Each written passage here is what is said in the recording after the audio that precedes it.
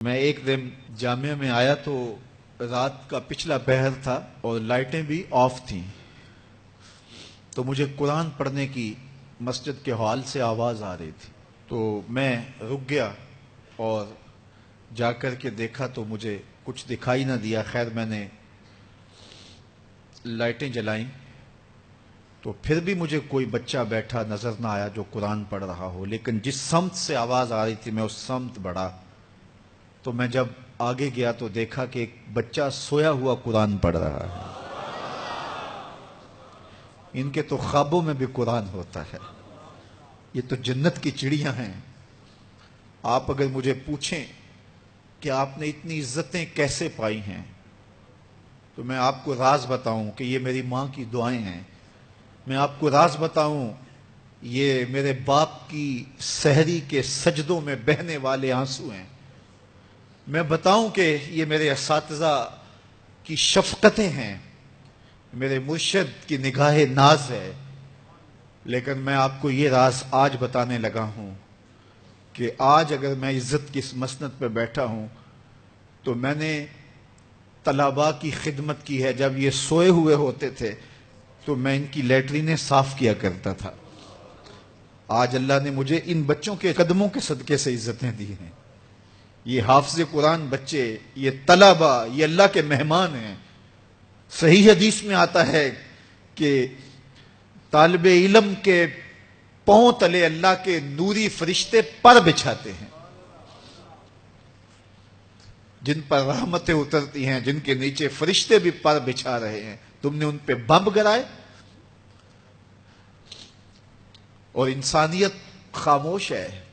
ہمارے استاد فرماتے تھے کہ ایک دارالعلوم تھا، وہاں طلباء پڑھتے تھے، تو یہ بچے ہوتے ہیں بالخصوص حفظ کی کلاس کے بچے، چھوٹی عمر کے ہوتے ہیں، اور اس عمر میں بچوں کی شرارتیں، بچوں کی اٹکیلیاں، یہ ان بچوں کے بچپنے کا حسن ہے۔ بعض لوگ ہمارے پاس آتے ہیں کہ یہ بچہ شرارتیں بہت کرتا ہے، دم کر دیجئے، تو میں کہتا ہوں یہ شرارتیں ہی تو ان کی عمر کا حسن ہے۔ جب بڑے ہو جائیں گے تو یہ سنجیدہ ہو جائیں گے۔ وہ ایک شاعر نے کہا تھا مجھے اچھا نہ لگا بچوں کا جوان ہونا۔ جب چھوٹے ہوتے ہیں تو ان کی شرارتیں ان کا حسن ہوتا ہے، تو وہ سکول میں پڑھتے ہوں، وہ جامعہ میں پڑھتے ہوں، یا وہ کسی فیکٹری میں وہ معصوم بچے کام کرتے ہوں، کسی ڈھابے پہ چائے بیچتے ہوں، تو ان کی طبیعت میں وہ شرارتیں ضرور ہوتی ہیں۔ یہ ایک بچوں کے بچپن کا حسن ہے۔ تو وہ بچے تھے اور شرارتی مزاج تھا، اور ایک شخص ان کی خدمت کیا کرتا تھا۔ کبھی وہ گھی کا کنستر اپنی کمر پہ لاد کے لا رہا ہے، کبھی وہ آٹے کی بوری اپنی کمر کے اوپر لاد کے لا رہا ہے، اور بچوں کی خدمت میں لگا رہتا تھا۔ بچے تھے، کچی عمر تھی، شرارتی مزاج تھا، تو انہوں نے اس کا نام ڈال دیا حمار، گدھا۔ جب بھی بھوک لگی ہوتی اور وقت کھانے کا قریب ہوتا تو کہتے وہ ہمارا گدھا گیا ہوا ہے، ابھی لے کے آئے گا تو کھانا ہم کھائیں گے۔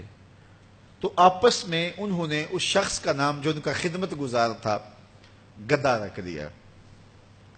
اسے پتا چلا کہ یہ مجھے گدھا کہتے ہیں، میں ان کی خدمت کروں، نوکری کروں، بلا معاوضہ میں ان کے لیے کمر پہ گھی کے کنستر اور آٹے کی بوریاں لاد لاد کے لاؤں، اور یہ مجھے گدھا کہتے ہیں۔ اس نے چھوڑ دیا اور گھر چلا گیا۔ رات پڑی، سویا، مقدر جاگے، کیا دیکھتا ہے؟ حشر کا منظر ہے، اور وہ طالب علم ہیں، انہیں جنت کا حکم ہوتا ہے، تو وہ اڑ جاتے ہیں اور ضد کرتے ہیں اور اٹکیلیاں کرتے ہیں، نہیں ہم نے جنت میں نہیں جانا جب تک ہمارا گدھا ساتھ نہیں جائے گا۔ یہ اٹھا اور آنکھوں میں آنسو تھے اور دوڑتا ہوا مدرسے آیا، کہا تم مجھے گدھا کہو، حمار کہو، کوتا کہو، میں نوکری تمہاری ہی کروں گا، کیونکہ تم اللہ اور اس کے رسول کے پیارے ہو۔ کتنے خوش نصیب ہیں وہ ماں باپ جن کے بچے حافظ قرآن بنتے ہیں۔ آپ کو پتا ہے قیامت کے دن حافظ کا تو جو مرتبہ ہوگا وہ ہوگا ہی ہوگا، حافظ قرآن کے والدین کے سر پہ نور کا تاج رکھا جائے گا۔